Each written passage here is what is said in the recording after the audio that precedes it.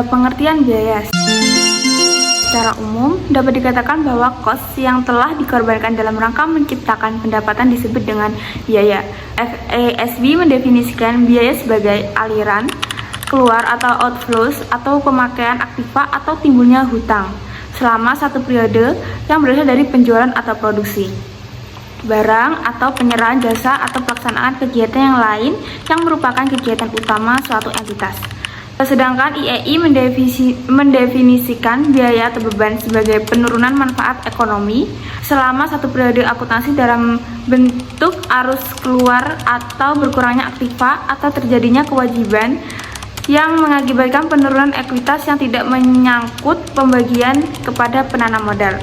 Berikutnya ada karakteristik biaya. Dari berbagai sumber di atas dan sebagai lawan dari pendapatan, terdapat dua karakteristik penting yang melekat pada makna biaya, yaitu yang pertama ada aliran keluar atau penurunan aset, yang kedua ada akibat kegiatan yang membentuk operasi utama yang menerus. Selain dua karakteristik utama yang telah disebutkan, terdapat karakteristik lain yang bersifat sebagai konsekuensi pendukung atau penjelas. Karakteristik utama dan pendukung di bawah sebagai berikut ini. Yang pertama ada penurunan aset. Jadi untuk dapat mengatakan bahwa biaya timbul harus terjadi transaksi atau kejadian yang menurun aset atau menimbulkan aliran keluar aset atau sumber ekonomi. Aset dalam hal ini harus diartikan sebagai semua aset perusahaan sebagai satu kesatuan. Pemakaian bahan baku untuk pembuatan produk tidak dapat disebut sebagai biaya kalau produk tersebut belum terjual. Karena kalau produk belum terjual, belum terjadi penurunan aset, yang terjadi hanyalah perubahan bentuk aset sebagai potensi jasa. Berikutnya yang kedua ada operasi utama yang menerus. Agar menjadi biaya, konsumsi tersebut harus berkaitan dengan kegiatan utama atau sentral kesatuan usaha. Yang dimaksud dengan kegiatan utama adalah kegiatan menciptakan pendapatan atau laba yang direpresentasi dalam kegiatan memproduksi atau mengirim barang atau menyerahkan atau juga melaksanakan jasa. Biaya di sini berarti penurunan aset yang berkaitan dengan operasi dan bukan dengan investasi dan pendanaan. Yang ketiga ada kenaikan kewajiban. Semua badan otoritatif mendefinisikan biaya tidak hanya dari sudut penurunan aset, tetapi juga dari kenaikan kewajiban. Alasannya adalah agar makna biaya cukup luas untuk mencakupi pula pos-pos yang timbul dalam penyesuaian akhir tahun. Bila barang dan jasa telah dimanfaatkan oleh perusahaan tetapi mengakuinya sebagai aset sebelumnya, atau perusahaan dalam mengakui kewajiban atas penggunaan barang dan jasa yang dikuasai oleh pihak lain, perusahaan mempunyai keharusan untuk membayar atau melakukan pengorbanan sumber ekonomi di masa mendatang sehingga kewajiban timbul. Berikutnya yang keempat ada penurunan ekuitas. Dengan dianutnya konsep kesatuan usaha, penurunan aset atau kenaikan kewajiban itulah yang membentuk biaya. Sedangkan penurunan ekuitas hanyalah merupakan konsekuensi logis. Walaupun demikian, penurunan ekuitas lebih menegaskan pengertian biaya karena setiap penurunan aset menurunkan penurunan ekuitas. Jadi penurunan ekuitas hanya merupakan karakteristik pendukung dari makna biaya. Kemudian ada aliran fases atau moneter. Menurut FASB, definisi biaya adalah aliran keluar aset atau pemanfaatan aset tidak secara tegas membatasi apakah aliran tersebut bersifat fisik atau moneter. FASB memisahkan antara pengertian biaya dan pengukuran biaya. Pengertian biaya sebagai aliran fisik dimaknai bahwa biaya timbul dari penyerahan atau produksi barang atau dari pelaksana jasa. Secara semantik, definisi biaya perubahan atau penurunan nilai sehingga timbulnya biaya merupakan kejadian moneter. Oleh karena itu, definisi EPB, IAI, dan sumber lainnya memasukkan pengukuran secara moneter pengukuran tersebut. Berikutnya ada rugi. FASB memfokuskan pengertian biaya hanya untuk penurunan aset yang berkaitan dengan operasi utama atau sentral.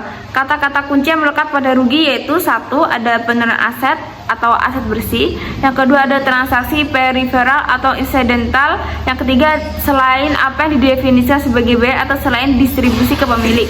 Dari karakteristik di atas, yang paling membedakan rugi dengan biaya adalah karakteristik nomor 2, karena secara konseptual dan esensial karakteristik biaya tidak berbeda dengan rugi sebagai elemen tersendiri.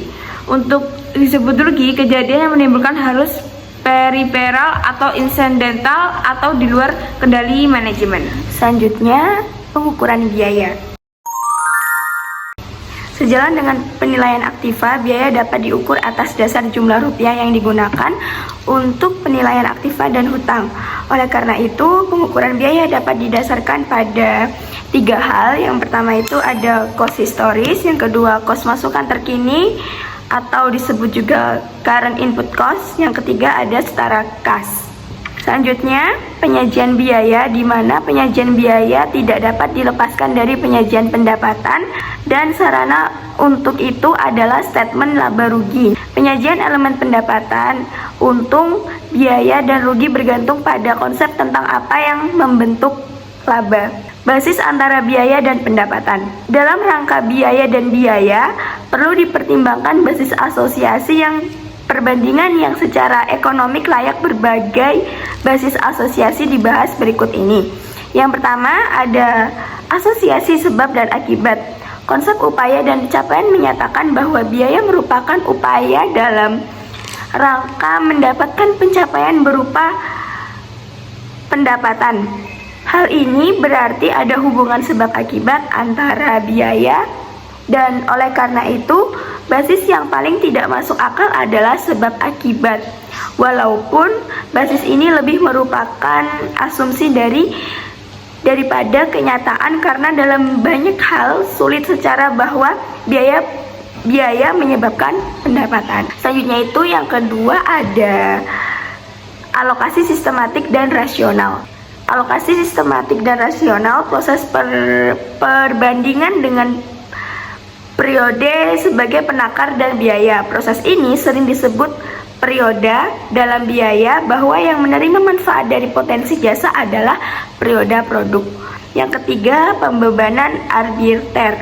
Kalau tidak ada alasan yang kuat untuk menunda pembebanan kos untuk mencapai penandingan sebab akibat dan juga tidak ada dasar alokasi yang layak, suatu kos biasanya akan langsung dibebankan dalam periode terjadinya. Ini berarti bahwa kos ditandingkan dengan pendapatan secara arbiter. Penandingan arbiter tidak selalu berkaitan dengan pengakuan rugi. Kos suatu potensi jasa akan segera diakui sebagai biaya atau rugi kalau terbukti bahwa manfaat ekonomikanya menjadi lenyap atau berkurang. Selanjutnya, metode asosiasi.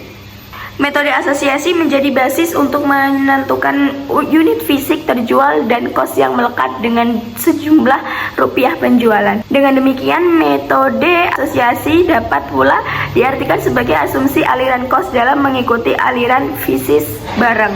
Metode asosiasi atau asumsi aliran kos yang telah dikenal adalah yang pertama identifikasi khusus, specific identification, yang kedua masuk pertama keluar pertama, MPK first in first out atau FIFO, yang kedua rata-rata berbobot, weight average, yang keempat sediaan normal atau minimal, normal stock, yang kelima masuk terakhir keluar pertama, MTKP last in first out.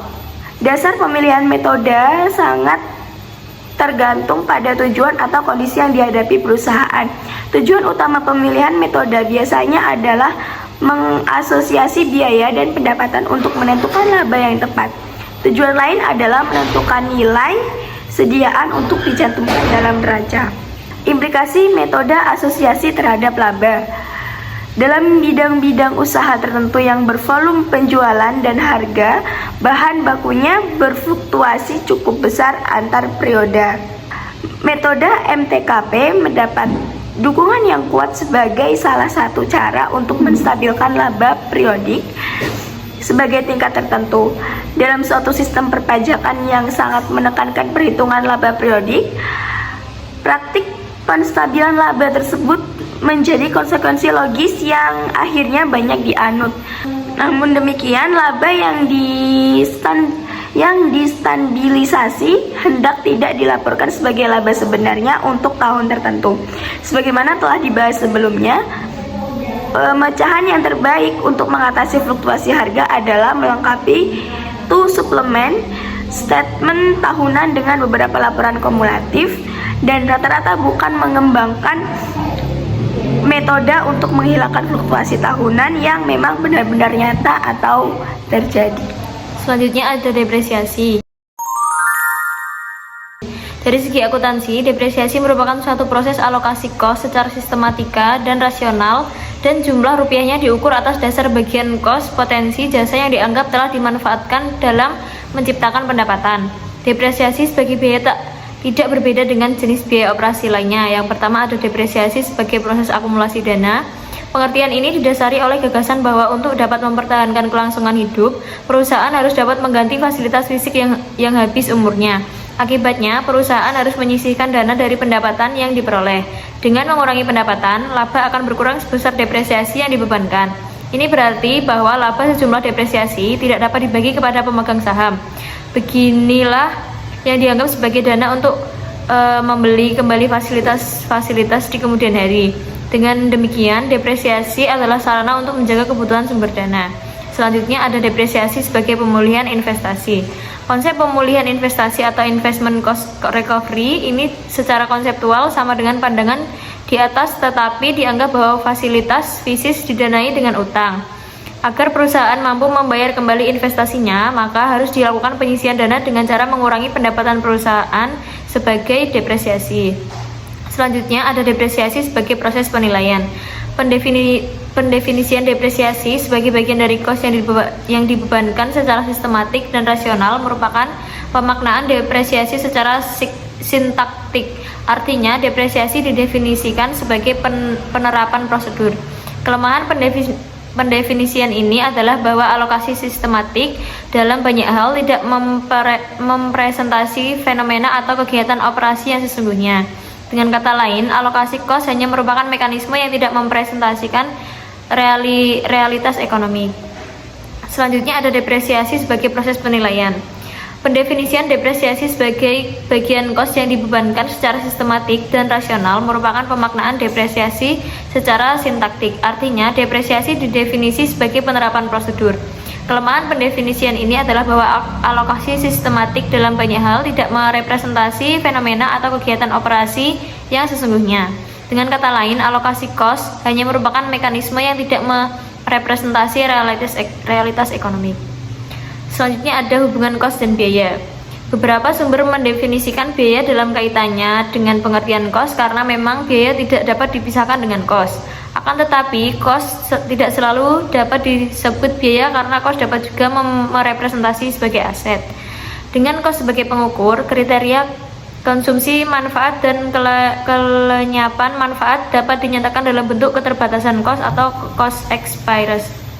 Dengan kos sebagai pengukur, kriteria konsumsi manfaat dan kelenyapan manfaat dapat dinyatakan dalam bentuk keterbatasan kos.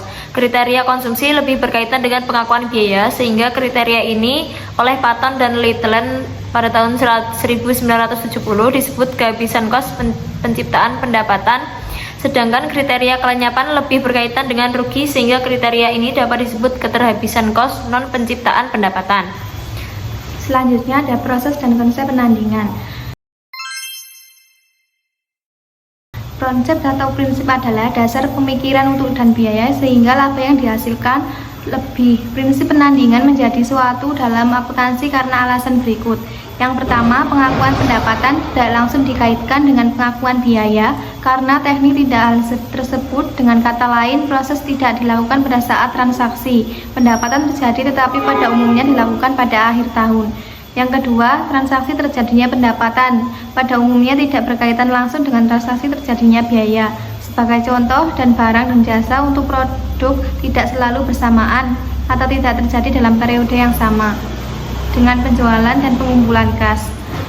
Selanjutnya ada kelayakan ekonomik. Penandingan yang tepat harus didasarkan pada kelayakan ekonomik dan bukan fisis. Memang menuntut konsumsi manfaat, aset atau jasa secara fisis, tetapi nilai aset atau jasa yang dikonsumsi juga harus secara tepat dengan memperhatikan kondisi yang ada. Oleh karena itu, dasar penandingan yang paling utama adalah kelayakan ekonomik, bukannya dasar aliran fisis mata-mata. Yang kedua ada menandingkan bukan mengkompensasi. Ada kalanya biaya komisi penjualan, biaya angkut pengiriman atau barang, dan biaya-biaya lain yang dengan transaksi penjualan dikurangkan langsung terhadap hasil penjualan dan hanya jumlah rupiah netonya yang dicatat dalam akun penjualan dan penjualan sebesar jumlah netonya. Perlakuan semacam ini secara teoritis tidak layak karena karakteristik yang berbeda. Upaya harus dipisahkan dengan hasil. Semua kos upaya harus tetap dicatat sebagai kos atau biaya kalau langsung dibebankan. Sebaliknya, seluruh hasil penjualan produk harus dicatat seluruhnya secara utuh sebagai pendapatan. Selanjutnya ada kesimpulan. Biaya mempunyai dua karakteristik utama, yaitu aliran atau penurunan aset atau kenaikan kewajiban dan berkaitan dengan operasi utama yang menerus. Rugi dibedakan dengan biaya karena timbul dari sumber yang secara tidak langsung berkaitan dengan operasi utama perusahaan. Rugi berasal dari transaksi, kegiatan atau sumber berupa kegiatan periferal, transfer non timbal balik, penahanan aset, atau faktor lingkungan.